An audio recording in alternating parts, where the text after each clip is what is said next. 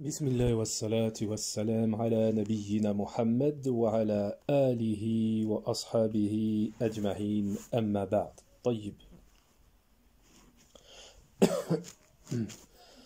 Donc toujours dans notre livre ici, leçon de Tawhid al-Qawl al-Mufid, Cheikh Mohammed al-Wasabi rahimahullah al-Yamani, leçon de Tawhid. Nous sommes arrivés à la leçon numéro 17. Donc pour ceux qui ont le livre et pour ceux qui suivent, c'est bien d'avoir le livre, Naam. C'est encore mieux d'avoir le livre. Page numéro 60. Leçon numéro 17. Quelques preuves indiquant que les œuvres entrent dans la définition d'al-Iman, la foi. Donc,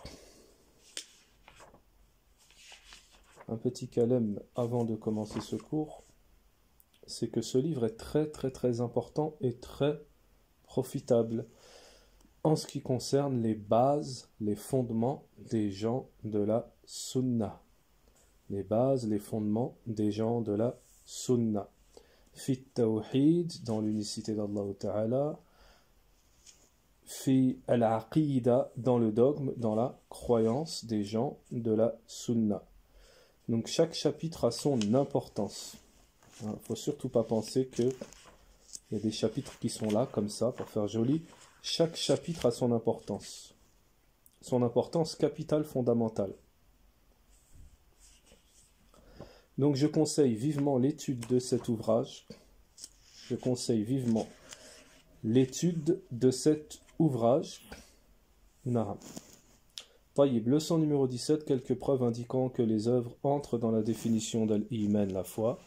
Donc nous allons, Inch'Allah, lire le matn. Nous allons lire le matn, puis, Inch'Allah, donner une explication. Allah Ta'ala nous dit وَمَا كَانَ اللَّهُ لِيُضِيعَ إِيمَانَكُمْ. Et ce n'est pas Allah qui vous fera perdre la récompense de votre foi, c'est-à-dire vos prières. Allah Ta'ala, dans ce verset, a donc désigné la prière par le terme foi. Naam. Se référer au Sahih al-Bukhari, volume 1, page 23, au chapitre La prière fait partie de la foi. D'après Abu Huraira radiyallahu anhu, le prophète ali salatu wassalam a dit: Al-Iman est composé de 73 branches ou un peu plus, la meilleure étant le fait d'attester qu'il n'y a de divinité digne d'adoration qu'Allah Ta'ala, la ilaha illallah, et la plus basse étant de retirer de la route ce qui peut nuire à autrui, et la pudeur est une branche d'Al-Iman. D'après Ibn Abbas radiyallahu anhu, le prophète ali salatu wassalam a dit: savez-vous ce qu'est la foi en Allah? Ils dirent: Allah et son prophète sont plus savants. Il dit: attester qu'il n'y a de divinité digne d'adoration qu'Allah, la ilaha illallah, et que Mohammed et son messager accomplirent la prière, salat, s'acquitter de l'aumône légale, la zakat, jeûner le mois de Ramadan et donner le 5e du butin. Et donner le 5e du butin. Taïb. Donc, en ce qui concerne le verset à l'istidlal, l'argumentation du verset, on voit bien que dans le verset, et ce n'est pas Allah qui vous fera perdre votre foi. Le terme foi dans ce verset, les savants ont expliqué, ont dit, Allah Ta'ala parle de la salat, la prière. Ce qui signifie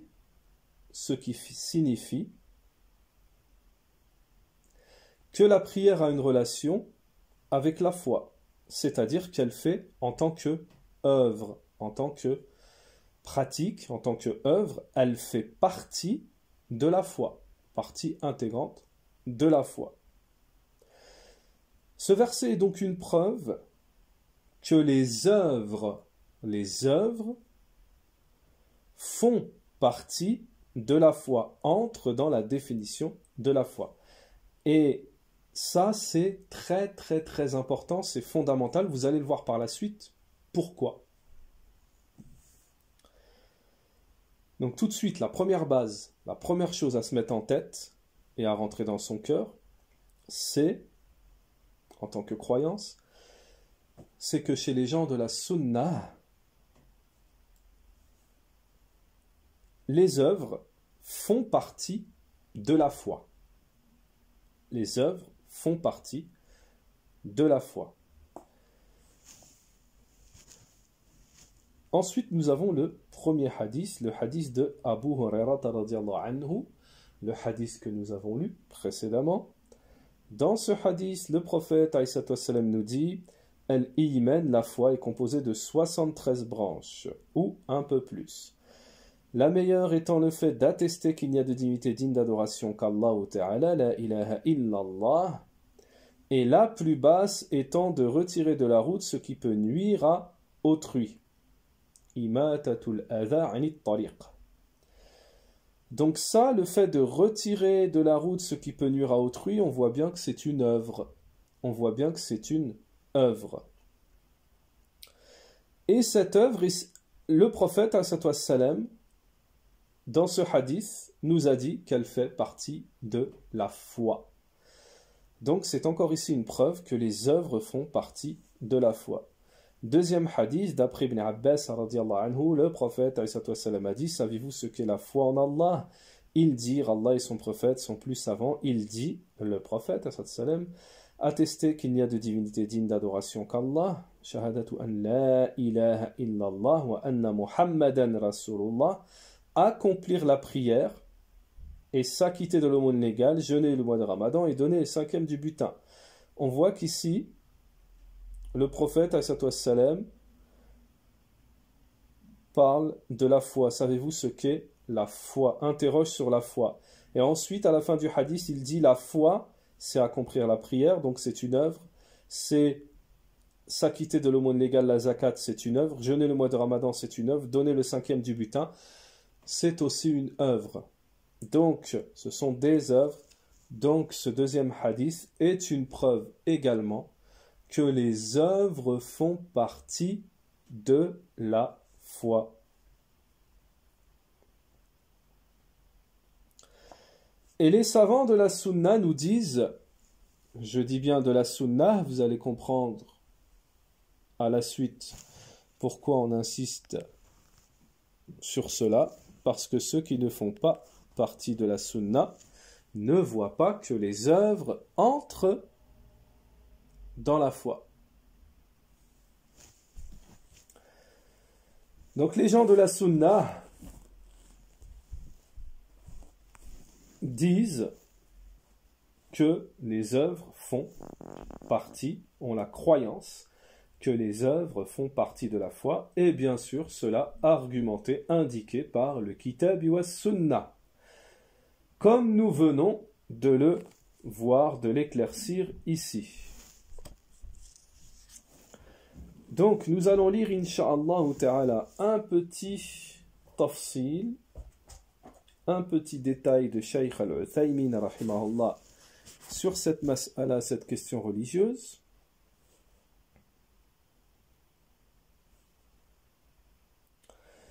Shaykh al-Uthaymin rahimahullah nous dit: Idhan ahlu sunnati wal jama'ati yaqulun. Les gens de la sunna et du consensus du groupe disent: Al-Iman qawlun wa amal wa i'tiqad. Les gens de la foi, les gens de la sunna disent: la foi, c'est parole, œuvre et croyance. Donc on l'a vu précédemment dans le chapitre de la définition de la foi. Si on vous demande qu'est-ce que la foi, inda ahli sunnati wal jama'a, la foi c'est qawlun wa amal wa i'tiqad. C'est parole, œuvre et croyance. Donc on voit bien ici que dans la définition des gens de la sunna, de la foi, il y a les œuvres. Il y a les œuvres. ويستدلون لذلك بأدلة كما ذكرنا فيما سبق وخلفهم مخالفة أصلية طائفة. طيب. Les gens de la sunna s'argumentent sur cela, sur des preuves, comme nous l'avons mentionné précédemment. Cheikh Al-Uthaymin nous dit,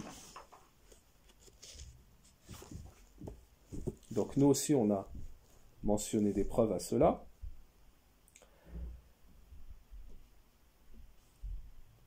Ensuite, Cheikh Al-Uthaymin nous dit, et à la base, il y a deux groupes qui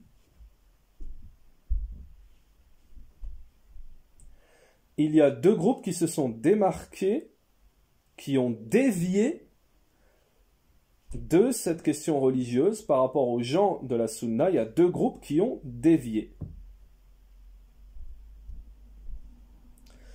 Donc deux groupes à la base, ça ne veut pas dire qu'il y a que uniquement deux groupes. Naham. Tayyib. Cheikh Al-Uthaymin nous dit, le premier groupe,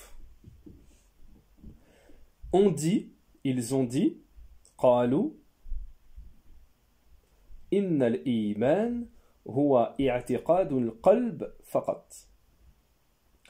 Le premier groupe ont dit, la foi, c'est juste une croyance du cœur uniquement. C'est juste une croyance du cœur. Donc par rapport à tout ce qu'on va dire ici, mettez-vous en tête la définition que vous êtes censé connaître par cœur, la définition de la foi selon les gens de la sunna.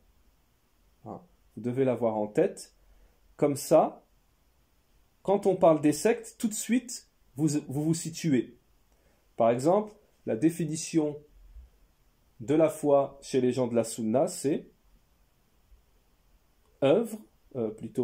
al-iman huwa qawlun, la foi c'est parole, œuvre et croyance. Donc vous avez ça dans la tête. Ici on nous dit, il y a un groupe qui prétend que la foi c'est la croyance du cœur uniquement. Donc tout de suite on comprend que, ah non, il y a un problème. Ça c'est pas la croyance des gens de la sunna. Puisque la croyance des gens de la sunna c'est la foi, c'est parole, œuvre et croyance. Et eux, ils nous disent, ce groupe, la foi, c'est uniquement la croyance. Également, ce groupe nous dit, wal a'mal la tadkhul fil iman. Ce groupe nous dit, prétend, les œuvres n'entrent pas dans la foi. Ce groupe nous dit, les œuvres n'entrent pas dans la foi. Wa ha'ula'i humul murji'a. Alors retenez bien, ce groupe, c'est un des groupes les plus connus en ce qui concerne la déviance dans la foi. C'est le groupe qui se nomme les Murji'a. Al-Murji'a. Wa ala ru'usihim al-Jahmiya. Et à la tête des Murji'a, vous avez un autre groupe qui s'appelle al-Jahmiya. Alladhina yaqulun, ceux qui disent, donc les Jahmiya, ceux qui disent que les gens sont au même niveau dans la foi et que la foi est une croyance du cœur. Tout le monde a la même foi. Du moment que tu crois, du moment que ils ont la croyance, ils croient, alors ils sont tous au même niveau.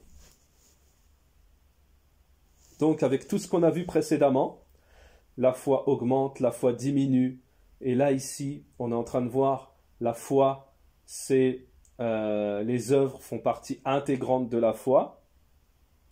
On voit bien que ce groupe ici est complètement à côté, est complètement dévié, était complètement égaré.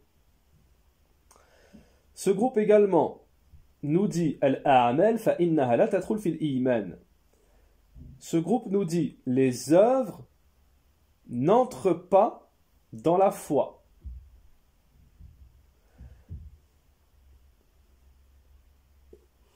quelle que soit la manière, hein, quelle que soit la manière, les œuvres, que ce soit réellement ou que ce soit en métaphore, les œuvres n'entrent pas dans la foi. Donc ça c'est le premier groupe, les Murji'a. Également les Jahmiya avec eux, hein, qui ont tiré ça des Jahmiya.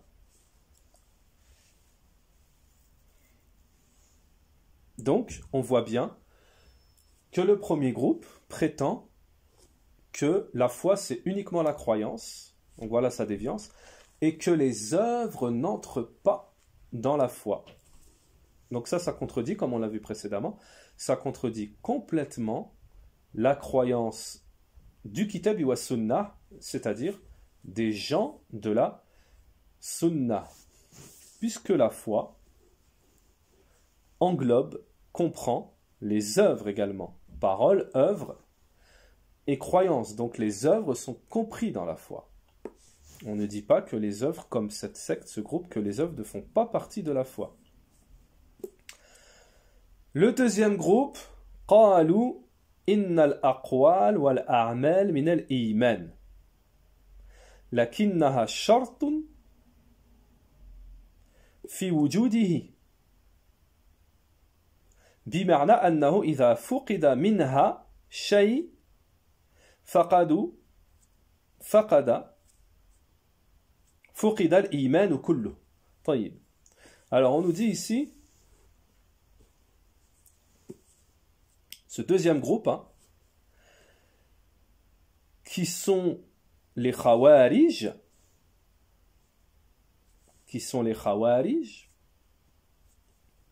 qui ont pour croyance. Les Khawarij nous disent les paroles et les œuvres font partie de la foi.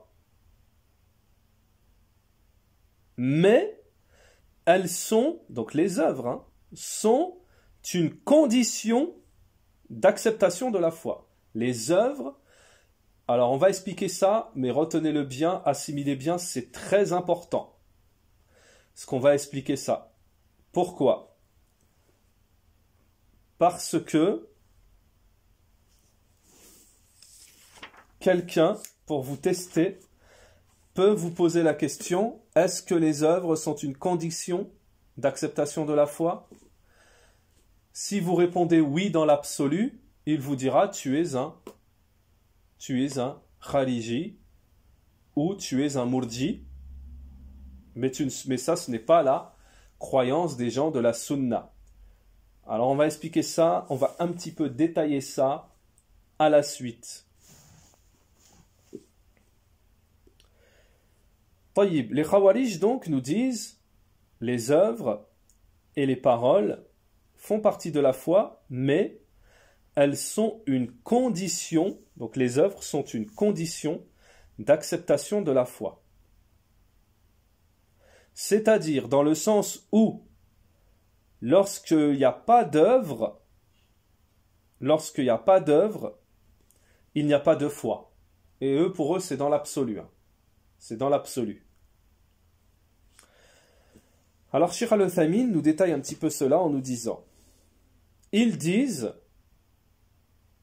celui qui ne donne pas la zakat, il est mécréant.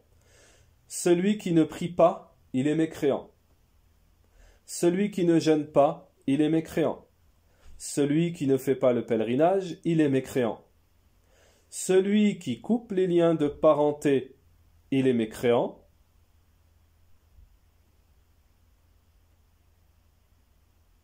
Donc ça, c'est les Khawarij.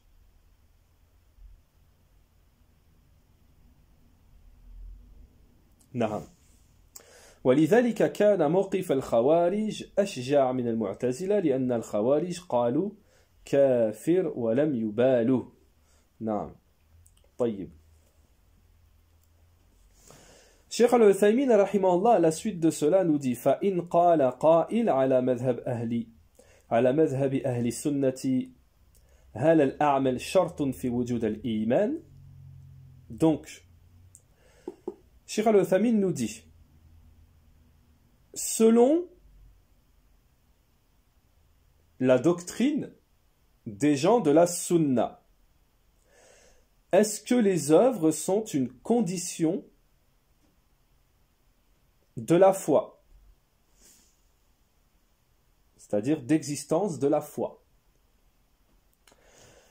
Alors on a vu que les Khawarij, ils disent que les œuvres sont une condition dans l'absolu.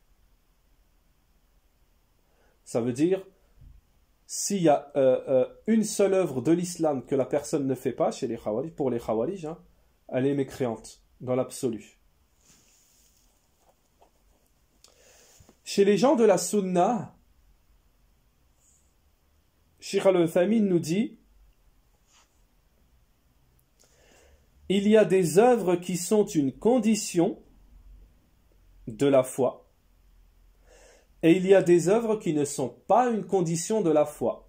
C'est pour ça qu'on ne peut pas dire dans l'absolu, les œuvres sont une condition de la foi. On dit il y a un tafsil, comme nous dit Cheikh Al-Uthaymeen, on dit il y a un détail, il y a une explication à donner sur ça. Il y a donc des œuvres qui sont une condition et d'autres œuvres qui ne sont pas une condition. Donc on ne dit pas à la base, chez les gens de la Sunna, à la base on ne dit pas les œuvres sont une condition d'acceptation de la foi. On ne dit pas ça. Par contre, si on doit faire un détail, là on dit, comme nous dit Cheikh Al-Uthaymeen ici, il y a des œuvres qui font partie, qui sont conditions de la foi, et il y a des œuvres qui ne sont pas conditions de la foi. Cheikh Al-Uthaymeen nous dit فَشَهَادَةُ أَنْ لَا إِلَهَ إِلَّا اللَّهُ وَأَنَّ مُحَمَّدًا رَسُولُ اللَّهِ. L'attestation de La ilaha illallah et de Muhammadan Rasulullah sont une condition d'existence de la foi. Si on ne dit pas La ilaha illallah Muhammadan Rasulullah, c'est sûr qu'il n'y a pas de foi. Hein, nous dit Cheikh Al-Uthaymeen, celui qui ne dit pas La ilaha illallah Muhammadan Rasulullah, il n'est pas musulman. Même s'il croit en Allah, attention, même s'il croit en Allah, wa in amana billah. Cheikh Al-Uthaymeen également nous dit, celui qui ne prie pas, wa lam yusalli, la salat est une œuvre, il est mécréant. Celui qui ne prie pas, il est mécréant, même s'il dit, wa in qal, Cheikh Al-Uthaymeen nous dit, même s'il atteste de la ilaha illallah et de Muhammadan Rasulullah, et même s'il croit en Allah, il est mécréant. Lakin lam yuzakki wa zakat min al-a'mal falaysa bikafir. Et regardez la différence ici avec les Khawarij. Cheikh Al-Uthaymeen nous dit, mais si il ne s'acquitte pas de la zakat, il ne s'acquitte pas de la zakat, alors que la zakat, c'est une œuvre, s'il ne s'acquitte pas de la zakat, il n'est pas mécréant. Donc vous voyez ici la différence entre les gens de la sunna et les gens de la bid'a et les khawarij, c'est que les khawarij, dans l'absolu, ils disent, si tu n'œuvres pas dans l'absolu, tu es un mécréant. Toute œuvre comprise. C'est pour ça qu'ils rendent les musulmans mécréants, les khawarij. Pas que dans ce contexte-là, hein, dans d'autres contextes. Hein. Dans le contexte où, par exemple, celui qui fait un péché, il est mécréant. Hein. Tayyib. Tandis que les gens de la sunna, il y a des œuvres que si tu les fais pas, il n'y a pas de foi, tu es mécréant. Mais ce n'est pas toutes les œuvres dans l'absolu. Hein. Sinon, tout le monde est mécréant. طيب وخلاصة ذلك أنه إذا فقد الاعتقاد في القلب كفر الإنسان. طيب Cheikh Al-Uthaymeen rahimahullah nous dit en conclusion à cela, c'est que celui qui n'a pas de croyance dans le cœur, il est mécréant. Celui qui n'a pas de croyance dans le cœur, il est mécréant.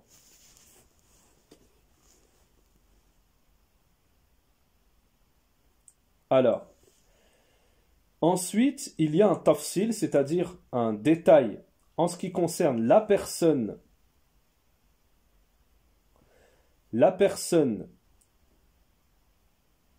wa in wujida fil qalb,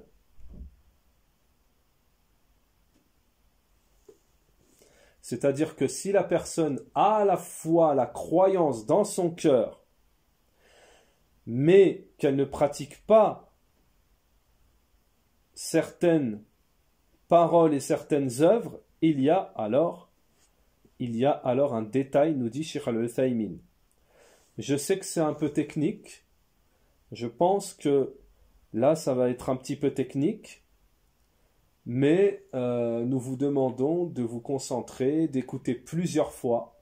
Nous-mêmes à l'époque, hein, on se concentrait et on écoutait plusieurs fois pour que cela soit ancré. C'est très important.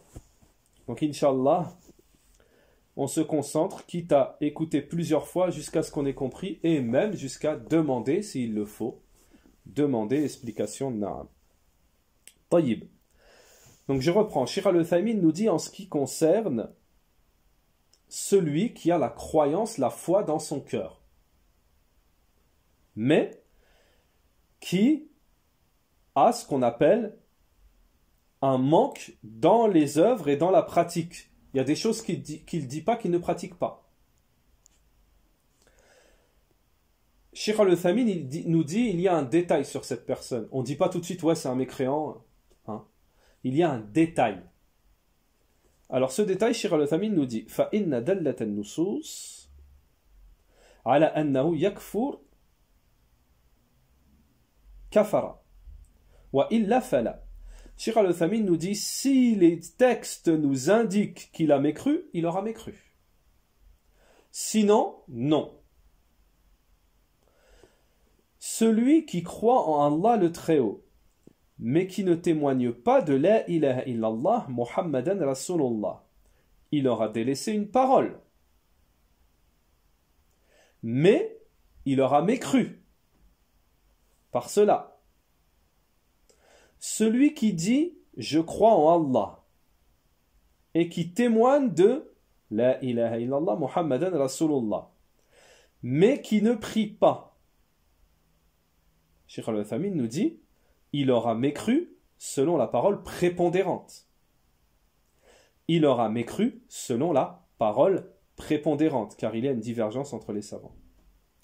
Cheikh Al-Uthaymin nous dit « Celui qui dit « Je témoigne de La ilaha illallah » et Muhammadan Rasulullah, et qui croit en Allah, et qui prie, mais qui ne donne pas la zakat. Lui, il n'est pas mécréant. Lui, il n'est pas mécréant. Par contre, chez les Khawarij, il est mécréant. Et chez les Mu'tazila, il est entre les deux. Taïb. Donc, Cheikh Al-Uthaymin nous a donné deux exemples. Je vais répéter. Cheikh Al-Uthaymin nous donne deux exemples pour expliquer la question religieuse. Est-ce que celui qui a délaissé parole et œuvre est mécréant dans l'absolu? Cheikh Al-Uthaymin nous dit il y a un détail, une explication à donner. Celui qui ne témoigne pas de la ilaha illallah et de Muhammadan Rasulullah, même s'il dit je crois en Allah, lui il aura délaissé une parole. Donc lui on dit qu'il est mécréant, tout en ayant délaissé une parole. Celui qui témoigne de la ilaha illallah et de Muhammadan Rasulullah, mais qui ne prie pas, lui il sera mécréant, selon la parole prépondérante, parce qu'il aura délaissé une œuvre, tout en ayant délaissé une œuvre. Parce que Cheikh Al-Uthaymin nous dit que la salat est une condition, dans ce contexte, est une condition pour accepter la foi. ومن قال أشهد أن لا إله إلا الله وأن محمدا رسول الله Celui qui témoigne de La ilaha illallah Muhammadan Rasulullah et qui croit en Allah et qui prie, mais qui ne donne pas la zakat, lui on ne dit pas qu'il est mécréant. Ça c'est l'exemple pour montrer quelqu'un qui a délaissé une œuvre mais qui n'est pas mécréant. Donc c'est pas dans tous les cas qu'une personne ayant délaissé une œuvre ou une parole dans l'islam, il est mécréant.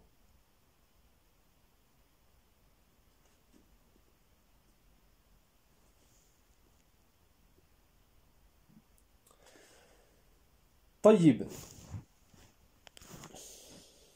Donc, ce qu'il faut retenir ici, de très important, de fondamental, à la base du cours ici, c'est que les œuvres font partie de la foi. Les œuvres font partie intégrante, font partie de la foi. Selon la croyance des gens de la Sunna. En règle générale, on ne dit pas les œuvres sont une condition de la foi. On ne dit pas ça en règle générale. Mais on dit il y a un tafsil, il y a un détail. Pourquoi? Parce que ceux qui disent que dans l'absolu, les œuvres sont une condition de la foi, c'est les Khawarij. Les gens de la Sunna, ils disent tantôt les œuvres sont une condition à la foi, tantôt elles ne le sont pas. Taïb. Donc, et lorsque vous posez la question aux ulama de la Sunna en ce qui concerne les œuvres, ils vous disent les œuvres font partie de la foi. Ils font partie de la foi. Contrairement à ce que disent les Murji'a, que les œuvres ne font pas partie de la foi. Donc on a deux paroles déviantes. On a celle des Murji'a qui nous disent les œuvres ne font pas partie de la foi, ce qui est faux, et les Khawarij qui nous disent les œuvres sont une condition de la foi dans l'absolu, ce qui est faux également. Taïb. Donc dans le prochain cours, on aura une explication, c'est-à-dire que dans les chapitres 18, l'auteur a pris la fatwa du comité permanent des savants de l'IFTA pour nous donner des fawaïd en ce qui concerne la foi, pour nous confirmer déjà ce chapitre numéro 17 et pour nous donner plus de fawaïd en ce qui concerne la foi et les murji'a. Car la calamité de la croyance des murji'a a touché beaucoup de gens, donc nous donnerons la fatwa du comité permanent des savants en ce qui concerne les murji'a. سبحانك اللهم وبحمدك وأشهد أن لا إله إلا أنت وأستغفرك وأتوب إليك وصلى الله وسلم على نبينا محمد وعلى آله وأصحابه أجمعين.